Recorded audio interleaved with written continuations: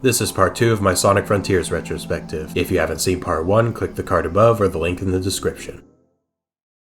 After Sonic Frontiers' initial release, Sega released 3 free updates over the course of 2023, some with substantial new content. Do any of these updates make meaningful improvements upon the base game? Well, that's what I hope to find out in this video. Before we begin though, I need to make one quick disclaimer. I won't be covering every single addition these updates bring. I'll largely be focusing on content that is relevant to the core game experience, so optional modes like Cyberspace Challenge and Battle Rush won't be getting much analysis. Sorry. With that out of the way, let's get into it, starting with Update 1.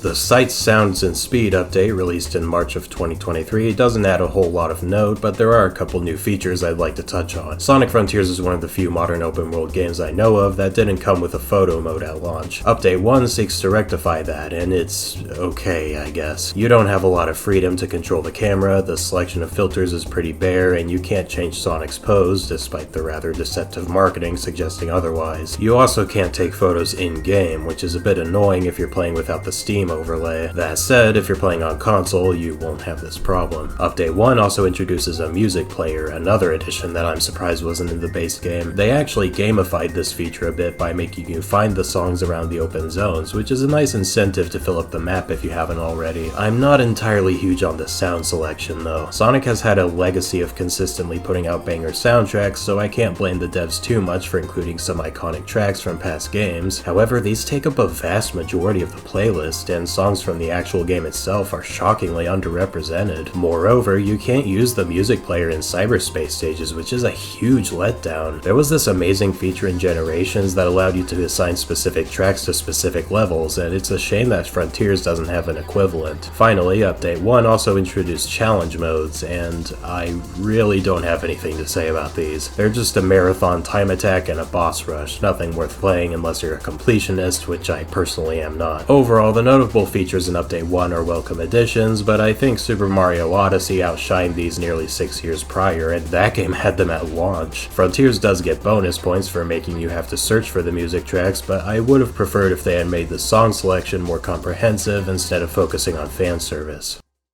Next up is the Sonic's Birthday Bash update, released in June of 2023. This added the option for tacky birthday-themed cosmetics, but more importantly introduced a heap of gameplay features that have much more impact than anything in the first update. First off, we have the action chain challenges. These are scattered around the islands and are activated when you side-loop these signs. What are these challenges, you may ask? Basically, you just gotta do stuff. It doesn't really matter what it is, boosting, combat, collecting rings, as long as you're doing something and you're collecting enough glowing balls to increase your multiplier, you'll get points. The amount of points you get will determine your rank at the end. These are surprisingly fun at times and provide incentive to actually interact with the platforming sections and combat encounters, something the base game failed to do. However, I do have one gripe. While there's a lot of these challenges on each island, they all populate the map with the exact same arrangement of glowing balls, so they start to feel mindless and samey after a while. I think it would have been better to have 1 or 2 of these per island in more spread out places and maybe increase the time limit and score requirement. But what do you get for completing these action chain challenges? Well, after S ranking every single one,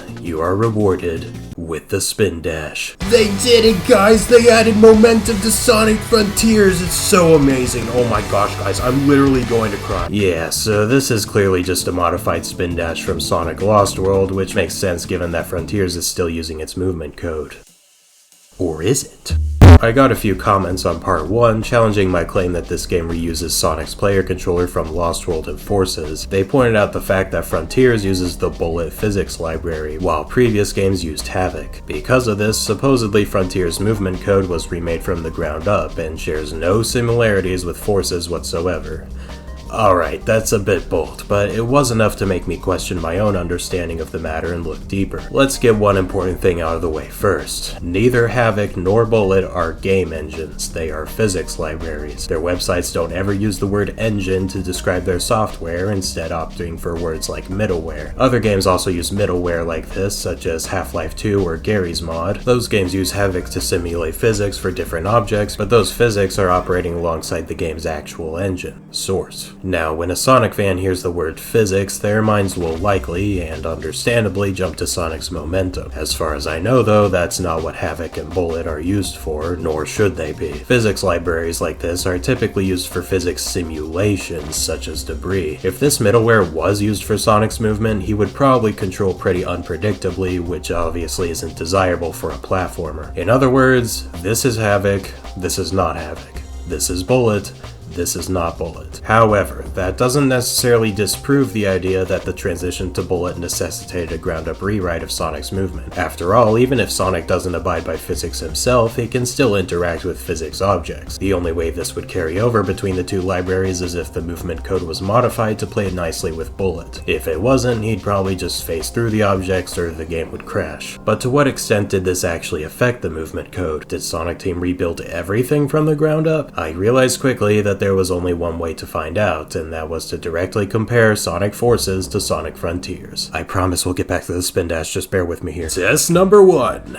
Alright, so here I am in Sonic Forces. Chaz is here too, but don't worry, he's just observing. I also have Sonic Frontiers open, with the movement parameters adjusted to be as close to Forces as I reasonably could. I tried to find as flat and open of an area as possible in each game, but Frontiers is surprisingly devoid of any perfectly flat surfaces, so I'm having to work around some bumps here. Anyway, one obvious thing that both games share is the animations. They're pretty much identical and seem to be interpolated the same, though the jump is lacking squash and stretch in Frontiers. As far as the movement itself goes, there are also some similarities. The jump and double jump are more or less the exact same when it comes to speed and gravity, and the slide is virtually identical. However, there are some important differences here as well. As I mentioned in part 1, the handling is much tighter. In Forces, it's hard to even make a full circle without Sonic trying to do a 180 in the middle of it, while in Frontiers you can do that no problem, even with the steering sensitivity reduced. This also affects the jump, something I didn't realize in part 1. In Forces, you can barely steer with the jump at all, while in Frontiers, you can. Kinda. That said, none of this so far is proof of a new movement engine. Tweaks like this are to be expected in a new game. After all, Colors did the exact same thing with Unleashed's movement code. So let's move on to test number 2. This time we're in a 2D section because I want to see how each game handles their momentum in a vacuum. Here I have a similar curve in both games, and they're both in Green Hill too, which has nothing to do with the test, but I thought it was funny. Anyway, as you can see, when running at full speed, both Sonics handle this ramp pretty similarly. Now, let's see what happens when they approach it at a low speed. Oh, they're completely different. Okay, so this definitely casts some doubt on the whole same engine theory. However, I have one more test up my sleeve. Test number 3. Alright, now we're on some rails. As you can see, the rail switching is pretty identical, but what I really want to test is what happens when you jump off. Frontiers is pretty well known for its rail launch trick, and I was curious to find out if this shared any of its DNA with Forces. And it does. At least it really seems to. Obviously the boost was changed a bit between games, so you can't maintain one when jumping off a rail in Forces, but both games appeared to function identically otherwise, even down to the turning speed in the air. Now, obviously these tests aren't exhaustive. I don't have access to source code or test rooms or anything like that. And of course, these games do have some differences. However, my point isn't to say that absolutely zero code was changed. Frontiers released 5 years later. Of course there's going to be changes. However, I got several comments telling me that I was crazy to even suggest the mere possibility of any similarity between the two games. No ill will towards those people, of course, they're just defending a game they like, but if you still insist that's the case after watching this, then I really don't know what to tell you. The footage speaks for itself. But here's the thing. Even if we get access to the source code someday and it turns out that the games really do have completely different code under the hood, that won't change the fact that both games share the same fundamental problem. They don't have proper Sonic physics. And that brings us back to the spin dash. The spin dash is pretty much what the boost should have been. It damages enemies, and you get more airtime with it when going off ramps. Again, it's similar to Lost World's spin dash, but it's much faster and gives you a lot more control. It completely lacks the momentum that I keep hearing people claim it has, though. It does build up speed over time, but it's completely agnostic to the slope of the ground, accelerating at a constant rate. Compared to the spin dash in the adventure games, then it's not hard to see the difference. but man is this thing fun to abuse. In the cyberspace stages especially, you can get some serious air and completely blow past the majority of the level. Is it a broken mechanic? Yes. But does that really matter when the rest of the game is already broken? The spin dash makes traversal in Frontiers decently fun compared to the base game, and considering this is part of a free update, I can't in my right mind call it a bad addition. However, this is not what I want to see in future 3D Sonic games. For a post-launch free update, this is a fine addition to Frontiers in particular, but if future 3D Sonic games are going to have a spin dash too, I'd like to see it more closely follow the mechanical identity that the game's pre-Heroes had. More on that later. For now, let's move on to Update 3. The Final Horizon update, released in September of 2023, introduces a brand new alternate story to the final island that you can access through this out-of-place giant ring. Sage explains to Sonic that he can channel his cyber corruption into a new power if he completes a bunch of trials, so that's what he does. Meanwhile, Sonic's friends all search the island for the Chaos Emeralds. So yeah, for the first time since 06, Tails, Amy, and Knuckles are finally playable again. Before I criticize anything about this update, I want to make it clear how happy I am that these guys are finally getting some time in the spotlight in a 3D game, and I can only hope that this will continue into future entries. These characters play fairly similar to Sonic when it comes to their base moveset, even being able to boost, which I was kinda surprised by. It does make sense though, these islands are pretty big, so it would probably be a chore to have to traverse them without it. All of these characters have a strange input delay on their moves though, and I'm not sure why. Sonic didn't have this problem, but all three of his friends will refuse to perform certain actions such as homing attacks until you release the button, which feels really bad. Tails and Knuckles also retain Sonic's double jump, and again, I'm not sure why, it just adds an annoying extra step before they start flying or gliding, which itself also has an irritating delay. They fixed this with Knuckles in a patch, but not with Tails for some reason. That said, you can upgrade Tails' skill tree with his mech from Adventure 2, and this renders his base flight completely obsolete in the best way possible. So what are you actually doing as these characters? Well, this is unfortunately where my major criticisms start coming in. For the majority of this campaign, all you really do as Sonic's friends is travel from waypoint to waypoint. You can still do challenges to fill up the map, but while these were a complete joke in the base game, in the Final Horizon, these have graduated to stupidly hard. Talk about overcorrection. It's not like you really need to fill up the map anyway though. In fact, as soon as I realized how stupid these were, I didn't even bother, and I finished the campaign just fine. Again, all you have to do is travel between objective markers on a map you probably already know pretty well, and it's really dull and monotonous. What about Sonic's portions then? Thankfully, these fare a bit better. The Final Horizon has Sonic climbing mandatory towers once again, and as one of the 5 people who actually liked Rhea Island, I appreciated them expanding on the concept. This is where you start to get a taste of level design that takes advantage of the spin dash, and it's decent fun. How you unlock these towers is unfortunately just as bad as the parts with Sonic's friends. Yep, you can't just go to each tower like before, you first have to unlock them by collecting these special Coco. Where do you get these Coco? Well, I think the game wants you to play the new cyberspace stages. Now, the few of these I've played are actually incredibly well designed for the most part, so credit where it's due. Like the towers, these take advantage of the spin dash, but they also introduce their own special gimmicks, which helps bring some variety into these otherwise stagnant level themes. However, I quickly realized there was zero point in bothering with these stages. First of all, you don't get any Coco for beating them or even S-ranking them. Instead, all of the missions revolve around collecting things. Oh no. Immediately I was getting flashbacks to Team Chaotix and Sonic Heroes. Why would they do this? The vault key system in the base game was perfect, save for the fishing minigame rendering it pointless. And that's the other big problem with this system. Despite the fishing minigame being a major economy breaking mechanic in the base game, Sonic Team decided to double down on this idea in Update 3. Except this time you don't even have to fish. These Coco can literally be found by just side-looping random signs on the overworld. Yeah, I'm not kidding. So why bother with these cyberspace stages at all if 1, the missions aren't fun, and 2, it's more time efficient anyway to just run around the overworld and find these signs. Come on, Sonic Team. Anyway, once you unlock a tower and scale it, you're met with a trial that Sonic has to complete to get one step closer to unlocking his cyber powers. These are kinda boring. They just pit you against a bunch of damage sponges while limiting your moveset in one way or another, so these end up being repetitive snorefests at best and frustrating death loops at worst. Spoiler alert, skip here if you don't want to see him. The final trial is a boss rush against the first 3 titans, and that's all there is to it. Apparently, before the latest patch, this trial put you at base stats and required you to do frame-perfect parries, which certainly sounds more interesting, but I can't imagine it was anything but frustrating. So, unoriginal or unfair, pick your poison. After that, it's time for Sonic to face Supreme, and it's once again the exact same boss as before. But after that, the End shows up and takes control of Supreme, leading us to the final boss, which is thankfully not crappy Galaga this time.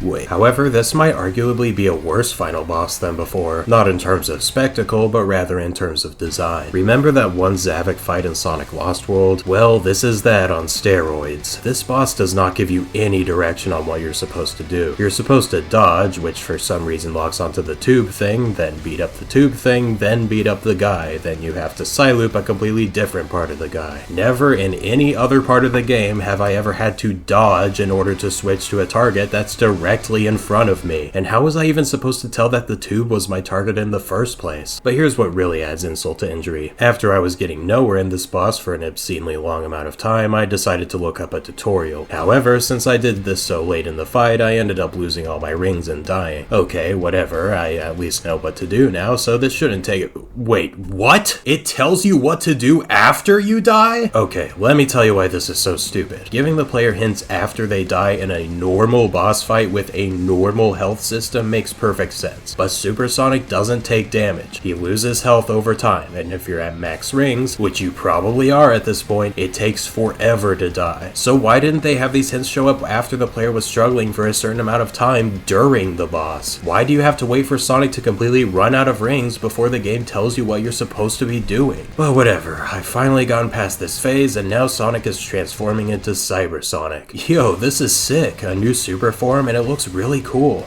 I can't wait to play as him. This is gonna be so awesome. So, okay, wait. Huh? No, wait. You can't play as Cyber Sonic. Not even a f***ing QuickTime event. The ending is pretty much the same as the base game, but Sage is still alive and gets to watch the stars fall with Eggman, which is a nice touch. Otherwise, it's identical. Sonic and friends are still pretty unfazed by everything that just transpired, and Amy still wants to go to Mount Rushmore. Credits. Sonic Frontiers is not the worst Sonic game ever. It's better than 06, and it's certainly better than Forces, but I also feel like it's a prime example of how much Sonic's core identity has degraded over time. This game was hyped up as a return to form, and at launch, that hype managed to take me over. But as my thoughts settled in, and especially after this recent playthrough, I've begun to realize that this game retains absolutely nothing I enjoyed about the series in the first place. The colorful and creative environments? Gone. The replayability? Gone. The physics and momentum that shaped Sonic's best games? For the third time in a row, they're still absent. The general consensus on Sonic Frontiers seems to be that it's a good game, and even I'll admit it's not all bad. The story is better than it has been for a while, the music is pleasant, if a bit forgettable, and there are some small hints of a rock-solid open-ended progression system buried somewhere in here. But while I obviously can't speak for everybody, I can't help but wonder how much of that consensus was shaped by confirmation bias on the fanbase's part. How many people went in skeptically and came out sincerely believing the game is great, and how many people simply convince themselves the game is great because it has to be great and we can't have another Forces. For the first time in ages, people like Sonic again, and that is good. But at what cost? Frontiers abandoned so much of what was appealing about the series in the first place, while doubling down on design decisions that have been loathed by the fanbase for years now. The boost, the automated levels, the lack of original environments, now all forgiven because why? Because it's open world now? Does that suddenly fix everything? I don't want to suggest that anyone is wrong for liking Sonic Frontiers, and I hope none of this comes across that way. If you genuinely enjoyed this game, that is awesome. I am happy that there are people out there who can find enjoyment out of something I cannot. And again, there is fun to be had with this game, especially after the updates. But personally, this is not what I want from 3D Sonic going forward. So what do I want?